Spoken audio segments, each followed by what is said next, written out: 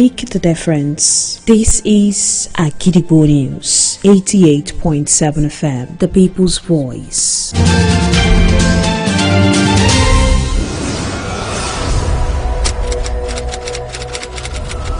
This is Kunle Amzat Studio, Akojopo 88.7 FM.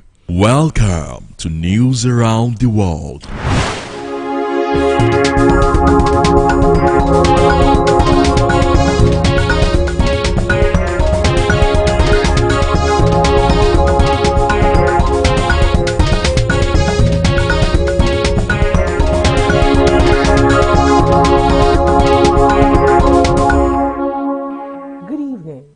Welcome to the news around the world on Akojopo 88.7 FM Ibadan, the most listened to radio station. I am Olajumoke Oladunjoye. The headlines: Federal government enforces data privacy laws across ministries and agencies. Oyo State promotes 1,535 local government workers across 33 councils. Burnham bars rapists from early jail release. Qatar says US-Iran mediation in progressive stages as draft deal circulates. Arsene Wenger backs FIFA decision to drop controversial World Cup sell-off plan. And now the details. The federal government has directed all ministries, departments and agencies (MDAs) to comply with the Nigeria Data Protection Act 2023 as part of efforts to strengthen responsible data governance and build public trust in government. This was contained in a statement issued today in Abuja by the head of Legal, Enforcement and Regulations at the Nigeria Data Protection Commission, Mr. Babatunde Bamiboye. According to Mr. Bamiboye, the directive is in line with President Bola Tinubu's instruction that government institutions must rigorously capture information and safeguard it in accordance with the provisions of the Nigeria Data Protection Act 2023. Furthermore, the legal head said it was required of MDAs to appoint qualified data protection officers to oversee compliance and advise management on lawful data processing, while communicating the names and contact details of the officers to the NDPC for registration. 6 beneficiaries of the renowned educational support of Dr. Oriyomi Hamzat Scholarship Initiative today graduated at Olatunde International School. During the graduation ceremony, the beneficiaries described the gesture as life-changing, saying it has given them the opportunity to continue their education without financial burden. Akojopo FM News correspondent Zainab Wahab and Meram Imran were present at the event.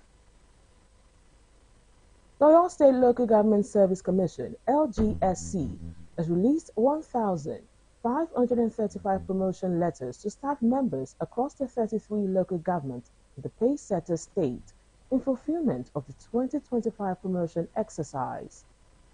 Presenting the letters on behalf of the Commission, the chairman, Basharun Akinwale Solomon Akinwale, said the exercise was premised on the unwavering resolve of the executive governor of the state, Engineer Oluseyi Makinde, to prioritize workers' welfare, motivation, and career progression. The chairman congratulated the newly promoted officers and urged them to see the promotion as both a reward for past diligence and a call to greater responsibility in service delivery across all the local governments and the Commission. The use of motorcycles, popularly known as commercial bikes or Okada, continues to grow in many parts of Ibadan, as more residents rely on them for faster and easier transportation.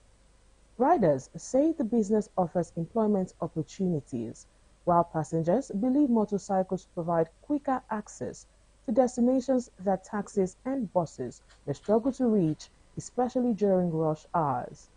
Akojopo FM News correspondent Abiodun Oloyede spoke with commercial bike riders and commuters in the Adegbayi area of Ibadan to know the reasons behind the rise of motorcycles over taxis. The use of motorcycles, popularly known as commercial bikes or Okada, continues to grow in many parts of Ibadan as more residents rely on them for faster and easier transportation.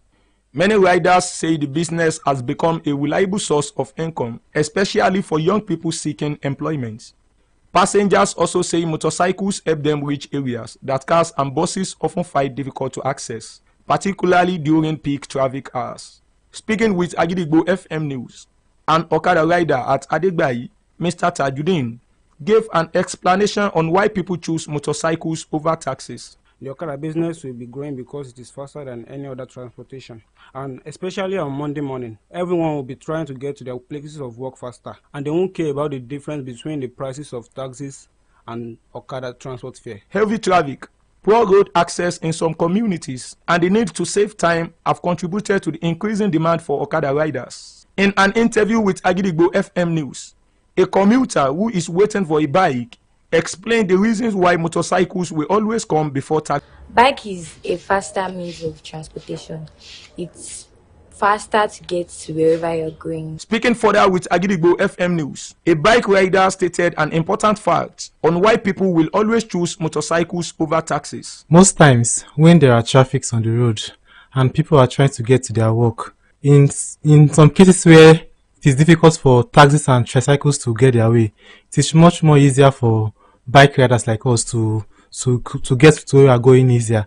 So people tend to use bike in such cases. While the growth of Okada riders have improved mobility and created employment opportunities, many residents have called for stricter enforcement of traffic regulations, improved rider training to reduce accidents and ensure safer roads for everyone. Abiodun Oloyede, Agidigbo FM News.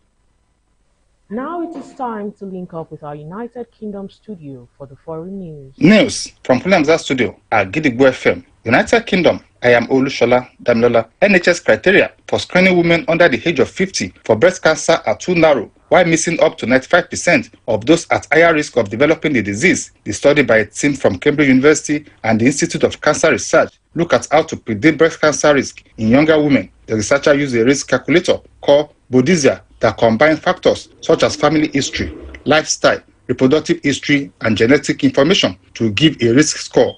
Lead researcher Dr. Juliet Osher-Smith said the NHS should review the criteria in the light of the findings, but acknowledge referring more people will have to workloads and could cause some women unnecessary checks and anxiety. The current guidelines set by the National Institute of Health and Care Excellence focus solely on inherited genes and not other factors such as lifestyle. About 1 in 7 women develop breast cancer in their lifetime, yet only 5 to 10% of cases are linked to inherited genes. People jailed for rape, serious child sex offenses, and grooming will be excluded from the upcoming early release scheme in United Kingdom. This comes after Prime Minister Andy Bonham responded to backlash to the plan, which was initiated by the Starmer administration with the goal of easing prison overcrowding by putting it on pause while calling for urgent review. Mr. Bonham has also delayed the start of the scheme from September to October. And that ends the news from Pelu studio at Gidigbo FM. United Kingdom, I am Olushola Damilola. Here is a report of the renowned education support of Dr. Oriyomi Hamzat Scholarship Initiative at Olatunde International School. At the end of the year party and graduation of Olatunde International School, students' faces were lit with joy and excitement to be stepping up to a new level in their academic journey. The outgoing head girl of the Olatunde International School, Mustafa Kabirat, in her speech, reflected on the happy moments of the past academic year, while also appreciating all parents and teachers who have driven them towards this milestone. The outgoing head girl of the senior school, Olatunde Model College, Olatunji Yewande, stated that graduating is a mixture of emotions, excitement on moving on to the next chapter, and sadness on parting with the school they have always known as a second home. The same where dreams are nurtured and futures are built. Because of you, we had a place where we feel secure, guided, and inspired every single day.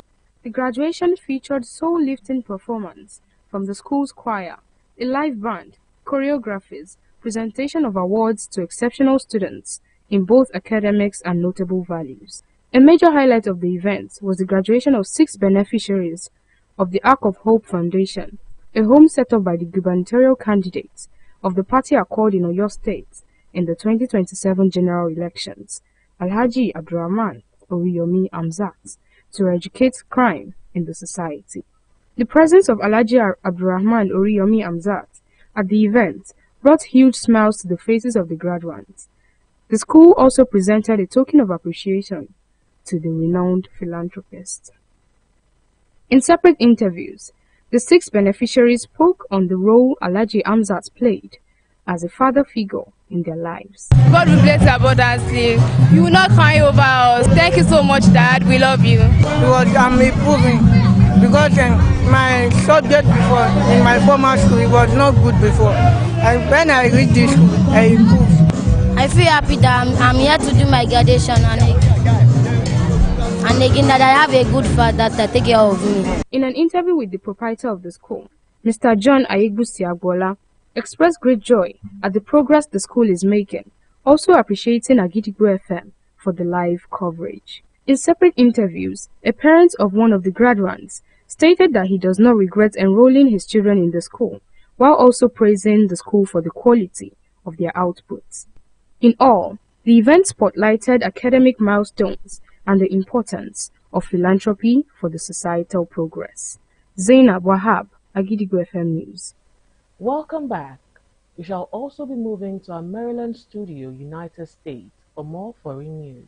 News from Kule Amzat Studio, Agidigbo FM, United States. I am Oluwatosin Sonya. Efforts to resolve the U.S.-Iran conflict are at a very advanced stage, according to Qatar's foreign ministry, adding that draft proposals for a potential agreement are currently being circulated, although direct talks between Washington and Tehran have not yet taken place. U.S. President Donald Trump said on Monday that he is under no time pressure to reach a deal. Meanwhile, Iran is seeking temporary arrangement in talks with Oman that could last up to 3 months and would allow Tehran to maintain control over a key route through the strait. Early Tuesday, a cargo vessel reportedly lost power after being struck by an unidentified projectile in the waterway. The conflict has removed an estimated 2.6 billion barrels of crude oil from global supplies, according to reported remarks by Saudi Aramco, the world's largest oil producer. South Korean President Lee Jae-myung on Tuesday called the country's record-breaking heat wave a national disaster and urged authorities to strengthen support for those affected after extreme temperatures were linked to 19 deaths. Speaking at a cabinet meeting, Lee instructed officials to take all necessary measures to safeguard people's daily lives and ensure the stability of the country's power systems as air conditioning use drives up electricity demand. According to South Korea's weather agency, the southeastern inland city of Yongsan recorded a temperature of 42.5 degrees Celsius on Sunday, the highest reading in the country's 122 years of weather records. The agency's heatwave alert advises people to avoid outdoor activities, including farming, sports, and construction work, until conditions improve. And that is the news from Kule Amzat Studio, Agidigbo FM, United States.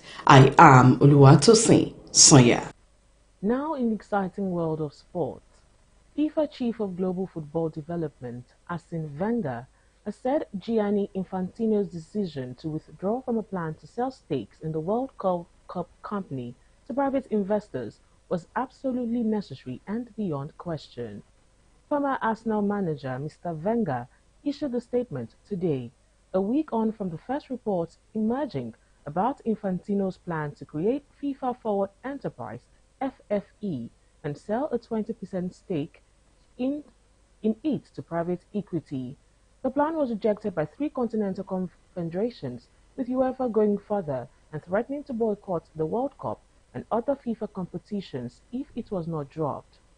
Wenger did not indicate any intention to follow Infantino's senior advisor, Carlos Cordeiro, in quitting the organization, but made clear he was opposed to the FFE plan, saying he believed in FIFA serving the game with commitment, transparency, and integrity.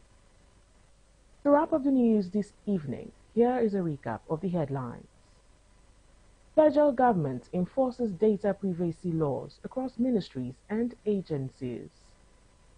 Oyo State promotes 1,535 local government workers across 33 councils. Burnham bars rapists from early jail release. Qatar says US-Iran mediation in progressive stages as draft deal circulates. Arsene Wenger backs FIFA decision to drop controversial World Cup sell-off plan. And before we go this evening, here is a quick tip. Life isn't about finding yourself.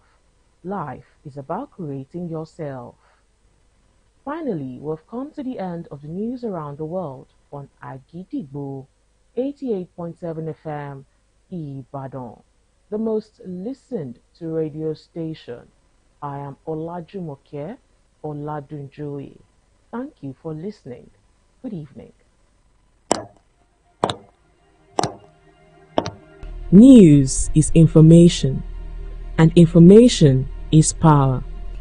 At Agidigbo 88.7 FM, we bring the news from top to bottom. The Oyo State Independent Electoral